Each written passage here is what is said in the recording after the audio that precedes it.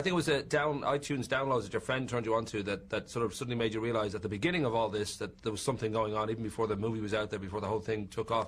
Are you still surprised when you see the kind of success this thing is having? It's pretty crazy over here in the UK that it's the most advanced ticket sales of all time, beating Harry Potter's Goblet of Fire, and the anticipation is pretty high up there. Does it still get you by surprise? Oh, yeah, man. None of us can really come to terms with it. It's crazy. It started with iTunes, and now it's been like a worldwide phenomenon, and I can't believe it. It's incredible to watch kids from all different parts of the world, all ethnic backgrounds, finding some kind of connection to High School Musical.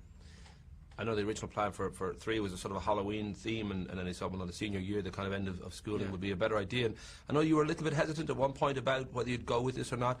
Was it a big decision, or was it always sort of in the back of your mind that I really should sort of go one more round at least with this thing? Well, there's always, you know, when you talk about doing a third movie, you just worry about saving the integrity of the first two. We didn't know in what way the third movie would be approached. When we heard that they wanted to make it for the big screen, that was definitely a plus. And also, the theme wouldn't be Halloween. It was going to be about graduation, which I think is a very real issue. And it also signifies, you know, the transition into adulthood. So I thought that would be a great way to leave, you know, our legacy. Of course, Disney aren't known to let a major successful franchise drop. So this idea that there is a High School Musical 4 in the pipeline, is that something that you've even considered, the possibility of even walking by and waving in the background or being part of in any way, shape or form? I mean, our characters graduate. I don't know how it would work. You could all fail and have to repeat the year. Yeah, perhaps. I mean, honestly, there's no one I've talked to High School Musical 4 about more than the press, because no one at all has talked to us directly about the fourth movie. I suppose in many ways, second only Scientology, Disney is the biggest cult in the movie world, and that idea that they have, right now, they have dancing tweens and singing chihuahuas wrapped up, that whole market is theirs. I mean, is there a part of you that thinks, well, this is great and this is wonderful and I love it, but I've really got to, you know, be able to do other things, like not to be just part of this one particular kind of idea in people's minds? Yes, absolutely. That's very important to me. Earlier in the year, before we filmed High School Musical, I was able to do 2 other movies. One's called 17 Again, and that's a family comedy, non-musical. And it's in high school? Well, in a way, right. In a way. And then also I was able to film a movie called Me and Orson Welles, which was directed by Richard Linklater. And that's about Orson Welles and the Mercury Theater Troupe in 1937 putting on their production of Julius Caesar. So that was more of a drama.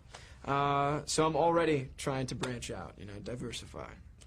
Like myself, you're a fitness freak in incredibly good shape. And I don't know whether being Zac Efron right now, because of the attention that you have on you, is a huge amount of work, because, you know, obviously there's obviously a personal decision, I'd like to be in shape, but then you've now got an image that you've got to be aware that people watch you and look to you, and yeah, I don't know whether that's tough.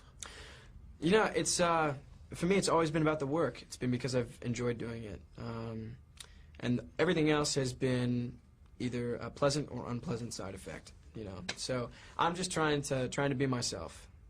And the other side of it too, that you are just in the public eye now. That you seem to be kind of private, but I mean, with yourself and Vanessa, you've always sort of managed to dodge bullets on that and not be kind of too exposed. And yet, obviously, the whole media, as far as they're concerned, this is a wonderful relationship. And I guess you just don't want to go down that Heidi and Spencer Pratt kind of role where you're suddenly doing shots on a beach together and trying to do picnics together. And I mean, it's obviously very important to you not to be in the public eye when it comes to your private life. Well, there's a very obvious trend in this industry, and the more public your personal life becomes, the more your professional career diminishes. And I don't want to, you know, fall victim to that.